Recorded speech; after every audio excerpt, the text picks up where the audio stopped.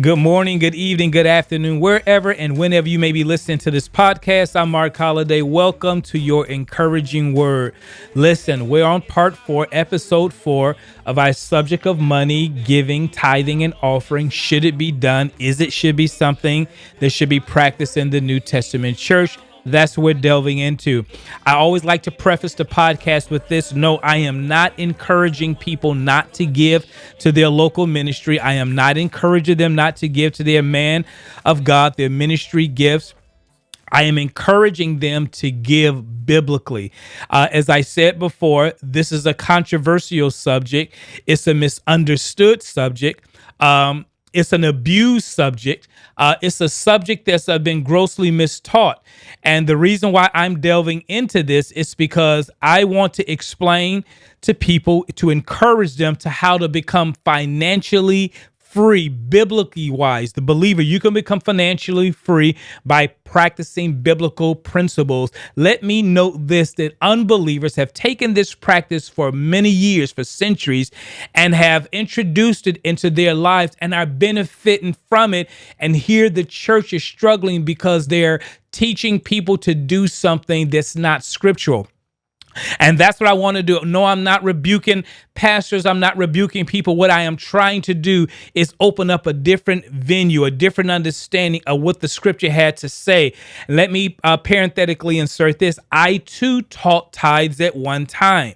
And I gave that testimony on a previous podcast and how I was set free from it. And I am not saying you're in bondage, but I was released from it and I began to teach giving, and I saw people lives change. I saw the ministry finances begin to change. And this is why I am sharing this with you. Now, let me quickly do a recap.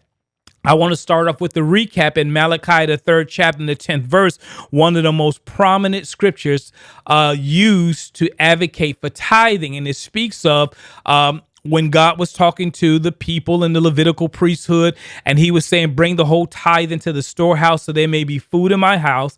And then he said, test me in this, saith the Lord Almighty, if I will not open unto you the windows of heaven or the floodgates of heaven and pour you out a blessing that you won't have room to receive it. Now, many pastors take that scripture and they say, see, listen, God said he will bless you if you give 10%. If you don't, the following will proceed. He said, you will be cursed with the curse. Now, let's just get the whole background, the backdrop to this. We know if you go back and read through these scriptures that what happened, the people had stopped giving tithes to the church. And I'm going to explain what a tithe is in a second. Note, it is not money. No, it is not 10% of your money today. Tithing and money was never in the same scripture. I'll touch on that in a second. What happened is when the people stopped bringing the tithes to the synagogue or the temple, you don't go to a synagogue or a temple, you go to a church. I'll cover that in a second. And what happened since they stopped bringing the tithes to the temple or the synagogue, the Levites and the priests could not work in the temple because they had no support. It was the Levites and the priests that went before God and did the atonement for the people. They got a word from God along with the prophets at times, and therefore there was no word from the Lord. There was no daily oblation or offering or atoning for sin. So the temple Levites and the priests had to leave the temple and go back to work. So therefore the heavens were shut up. It was not only the prophets that brought a word from God, it was the Levites and the priests that made sure the people's sins were forgiven. Therefore, the people were cursed with the curse, because as long as sin is blocking you and God, you are cursed. And curse means is the opposite of not having the blessing of God on you. So therefore, we come back to Malachi, the 3rd chapter. You must bring the tithe, Israel. The Levites, the Israelites must bring the tithe to the storehouse so there may be food in God's house. And he said, and if you do this, he said, I will open up the windows of heaven and pour you out a blessing that you would not have room to receive it. Now, who was God talking to when he said that? I'm going to cover that part in a second also. Also, I said, point number 2, Abraham is not the model for tithing. Tithing was not a universal law for the early patriarchs before the law was given. If you read in Genesis, the 14th chapter, when Abraham came back from war, the scripture says Melchizedek or Melchizedek, however you want to pronounce it, Abraham gave him 1/10 of all the spoils of war. But note this. Abraham did not give it his personal goods. He gave of the spoils of war. He gave Melchizedek a 10%. Then he gave the rest away to the Sodom and Gomorrah kings, the priests, whoever was in the area during that time. Also, I note this: if Abraham really wanted to exemplify a model for tithing, he would have did so out of his personal finances in Genesis, the 13th chapter, starting with the second verse, where it says, when he left the king, because Abraham had lied and said Sarah wasn't his wife, and the king sent him away out of the country. And the scripture says Abraham was rich with silver and gold and men servants and maid servants. That was the opportune time for him to say, okay, God blessed me with something, let me give a tenth to the Lord. But you did not see that. This is why Abraham is not the model for tithing, neither is it a universal principle that he was practicing. What's my second point to prove that? If you go to Genesis, the 28th chapter and the 22nd verse, here it is: Jacob is before God. And he's propositioning God, it seems like. And he's saying, God, if you give me food to eat, raiment to put on, and bring me safely back to my journey, then I will give you a tithe. Notice the proposition or the clause in it. If it was a universal principle, if it was something God demanded of the patriarchs or believers, even prior to the law, Jacob could not propose the deal with God in that manner. He would have to specifically give God a 10%. And so we see this. And then when we get to the law of Moses, we will see scripture after scripture laid out saying what to do. Note this in scripture. In Numbers, the 18th chapter, read from verses 20 to 32. It's too lengthy. I don't want to go through the whole process because it'll take up too much time. That the tithe was only given to the Levites, and the Levites distributed to the priests. Do not say that you are a spiritual Levite today. Do not say you are a spiritual priest. You are not. It's the same today. If one of your members, pastor, if one of your members came to you and told you that God sent him to preach to the Assyrians in Nineveh because God is going to destroy them, you would say, no, son or daughter. That was for Jonah and Jonah alone, that commission. That's what we're doing today when we are saying that we are giving the tithes to the church. No, that was for the Levites and the Levites alone, and they are not around today. As I said before, if you go to the Jewish synagogue, Jews do not give tithes. They may give 10% of their income, but they do not give a tithe. They buy seats in the synagogue, better seats in the synagogue. They find a way to give to their synagogue in order to support. There is nothing wrong with supporting your church. There's nothing wrong with giving 10% of your finances to the church, but to teach your curse if you do not do it is not scriptural. Now, God did call us in First Peter, the second chapter, around the 9th verse. He called us a royal priesthood, but he's speaking from a spiritual aspect, not an earthly aspect. And also remember this: even the priests did not receive the tithe. It was received by the Levites, and the Levites distributed to the priests. Now, let me say this: who all tithe in the Bible? Now, again, I want to preface this whole podcast by saying this, and I want to keep saying this. I am not advocating that people stop giving to their local church. What I am advocating is everyone from pastor to prophet, evangelist, pastor, and teacher to believer to re-examine the scripture and see what it says in regards to your giving, because God desires for us to be financially free, for us to be the head and not the tail, above and not beneath. He desires for us to be abundantly blessed. God does not care if you have $1,000, 100,000, 100 million, a billion, as long as you do not put it before him. We already killed the notion of 1 Timothy 6:10, where God says the love of money is the root of all evil. He did not say having money or money is the root of all evil. He said it's the love of money that causes people to do things that's apart from their integrity. Now, back to this point. Not everyone tithe in the Bible. Most people do not know that. Watch this. Did you ever see fishermen bringing fish to the temple? If you read in Leviticus 11 chapter verses 9, somewhere in there, you will see fishermen are mentioned, but you never saw anyone bringing fish to the temple. Iron workers, did anyone see anyone bringing steel beams to the church?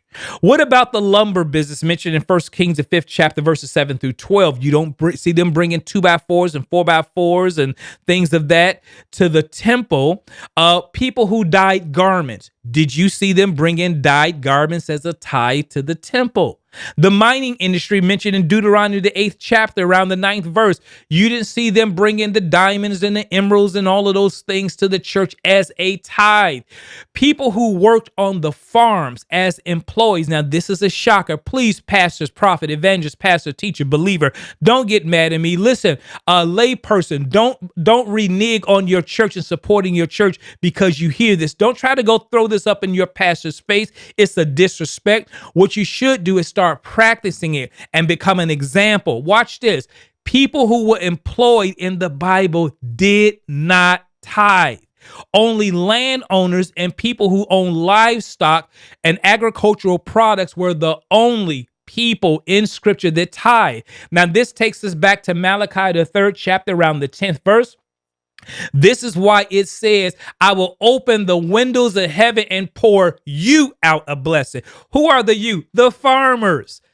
I will pour you out a blessing that you won't have room to receive. I will bless your land. I will give you the due season, the due rain, so your crops can grow, so your animals can drink. That's who God was talking to. Now, this recap is getting a little lengthy. I probably have to do it in podcast 5, but watch this. Let me go on to say this. Jesus did not tithe, neither did he receive tithes for his ministry. If you read in Luke, the 8th chapter, verses 1 through 3, it says that people followed Jesus, prominent people, even one of King Herod's stewards, Chusa was her name. They supported Jesus' ministry with their free will gifts or their means, the scripture says. Jesus did not receive tithes because he was from the tribe of Judah. He knew, as the Son of God and as Jesus, he knew only the Levites received the tithe. Neither did he allow people to tithe into his ministry. You didn't see people bringing goats and sheeps and carrots and cabbage and those things to Jesus. No, they gave him money. They gave him things that can be turned into money, that can be used for the ministry. More than like, as we see, it was just simply money. Notice there is nothing recorded where his disciples later on in the book of Acts, where they ever tithe or they even gave a tithe. Now, I'm going to get into this probably in the next podcast. If you read in the 4th chapter of the book of Acts, and this is going to bless your church, pastor. This is going to bless you, believer, as you support your church. They even talked about how Barnabas, he sold a piece of land. Obviously, he was a farm owner. He knew he could not tithe.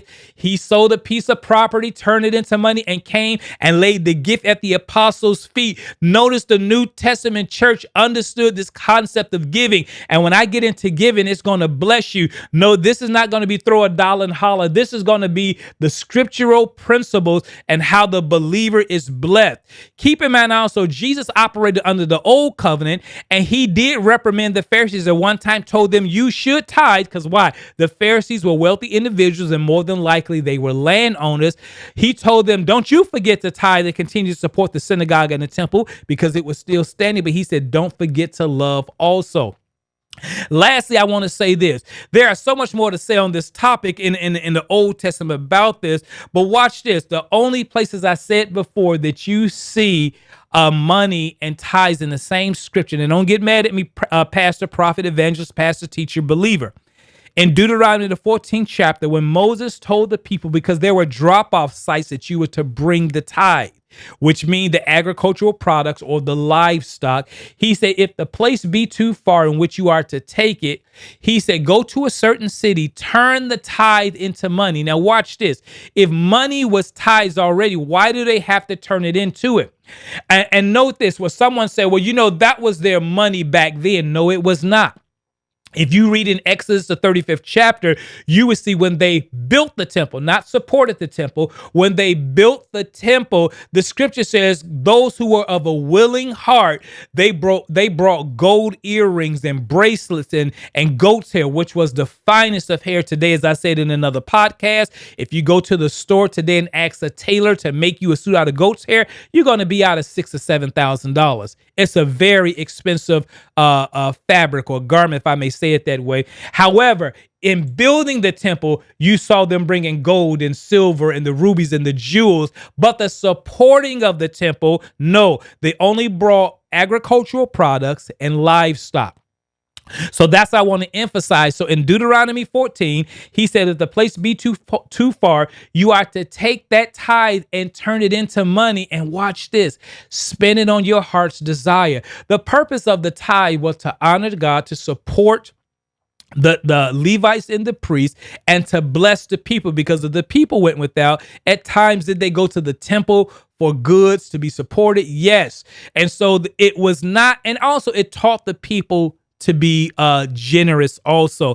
That's another story I'm going to get into in the next podcast. But watch this, the introduction of giving an offering. This is powerful here. Now, throughout the Old Testament to the New Testament, I'm almost coming to an end. I'm going to have to end this in a few minutes. But giving is one of the most powerful things you can do as a believer. And in Luke, the 6th chapter, verses 37 and 38, Jesus said, judge not, and you will not be judged. Condemn not, and you will not be condemned. Give, and it shall be given to you. How would it be given back to you? In good measure, pressed down, shaken together, running over. He said, I will cause men to give into your bosom. So the law of giving is this: whatever you give, it shall be given back to you. This is what the believer needs to practice. When you see a need in the church, if the pastor just sneeze and say, we got to do the pews over, the carpet over, hey, I got the first offering on this. That's what the believer should be doing. When you see a need that must be met in your local church, among your fellow believers, you should be willing to give. And I don't want to jump ahead of myself, but do you not know in 2 Corinthians, the 9th chapter, God says he can't, in the Amplified version, he said he can't do without a cheerful, prompt to do it giver. God said, that's the individual I'm going to use. I'm going to lavish money on you because you are a giver. Now, if we go back to this, and I'm getting excited just thinking about this, in Matthew, the 6th chapter, and I'm coming to a close, I got about a minute left. Jesus said something. He says, store not up for yourself treasures on earth where moth corrupt and thieves break through and steal, but lay up for yourself treasures in heaven. Now, he's not talking about spiritual virtues at this time. He's talking on the subject of physical money. But how do you lay up treasure in heaven? The next verse said this, and it doesn't make sense to a lot of people. He said, if your eye be evil, your whole body shall be full of darkness. But if your eye be single, your whole body shall be full of light. Now, Jesus was really speaking in a Hebrewism at this time. You have to read it in the Jewish translation. It really translates as this: if your eye is evil or you are stingy, your whole body should be full of darkness. But if your eye be single, your whole body should be full of light. It's translated, if you are generous. Now, this goes back to the scripture before. How do you lay up treasure in heaven toward God, to where God can supernaturally bless you in times where you need, or he lavished blessings on you to give to people? By being generous. We're getting ready to go into the topic of giving versus tithing. Now, I'm going to end right here. Tune into the next broadcast. I'm Mark Holliday. This is your encouraging word for today.